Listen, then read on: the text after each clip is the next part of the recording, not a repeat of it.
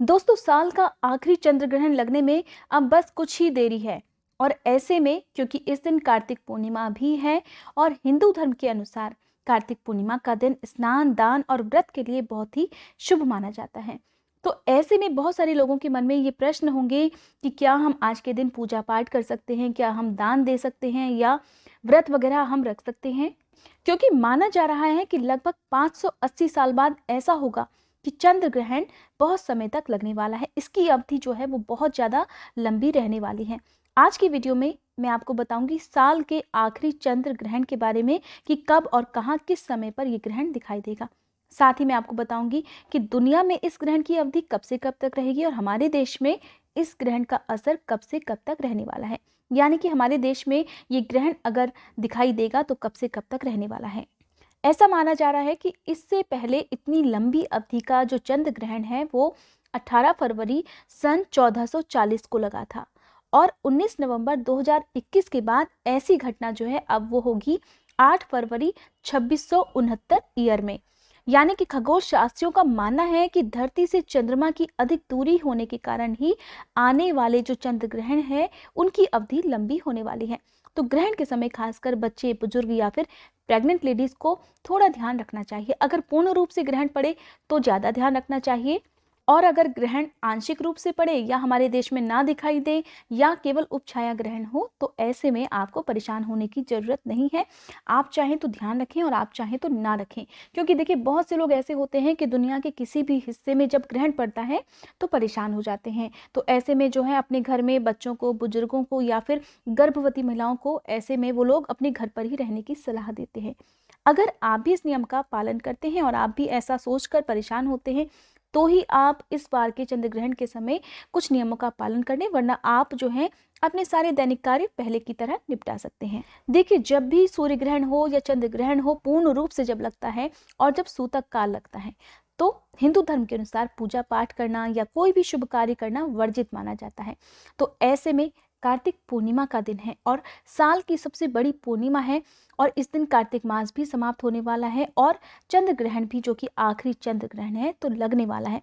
तो क्या हिंदू धर्म के अनुसार आप पूजा पाठ कर सकते हैं? जो लोग दान, स्नान, व्रत करना चाहते हैं तो क्या ये काम आप कर सकते हैं?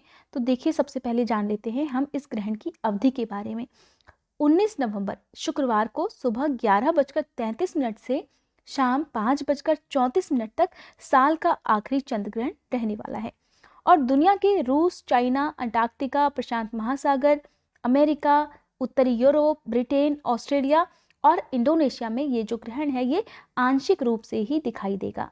और ऐसा कहा जाता है कि जब भी ग्रहण आंशिक रूप से लगता है तो उसका सूतक काल कहीं भी मान्य नहीं होता है। अब अगर बात करें हम अपने देश की तो देखिए, हमारे देश में ये जो ग्रहण का समय रहने वाला है वो रहेगा भारतीय समय अनुसार दोपहर 12:48 से लेकर शाम 4:17 तक। इस तरह से इस आंशिक चंद्र ग्रहण की अवधि हमारे देश में लगभग 3 घंटे और 29 मिनट की ही रहेगी। और हमारे देश में ये जो ग्रहण है ये अरुणाचल प्रदेश और आसाम के कुछ हिस्सों में दिखाई देगा, लेकिन बहुत ही कम समय के लिए, कुछ ही मिनट के लिए ग्रहण दिखाई देगा। और जब भी कम समय के लिए कोई ग्रहण दिखाई देता है और आंशिक या उपछाया ग्रहण होता है तो उसका कोई भी सूतकाल कहीं भी मान्य नहीं होता है, ना ही उन हिस्सों में और ना ही हमारे देश में।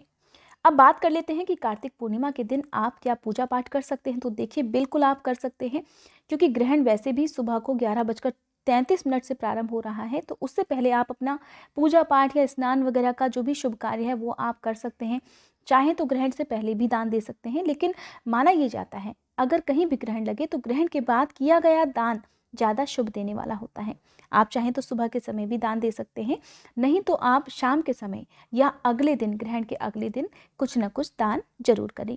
दान में आप कोई भी अन्न, वस्त्र, गर्म कपड़ों का दान कर सकते हैं या रुपए पैसे का भी दान आप दे सकते हैं। कार्तिक पूर्णिमा के दिन जो स्नान होता है वो ब्रह्म मुहूर्त में होता है, तो आप सुबह के समय स्नान भी कर सकते हैं, नदियों में दीपदान भी कर सकते हैं। और अगर आप 18 नवंबर को ये वीडियो अगर देखते हैं तो आप 18 नवंबर की रात को भी दीपदान कर सकते हैं। बाकी आप जो भी पूजा पाठ के कार्य हैं वो ग्रहण की समाप्ति के बाद 19 नवंबर को शाम के समय भी कर सकते हैं।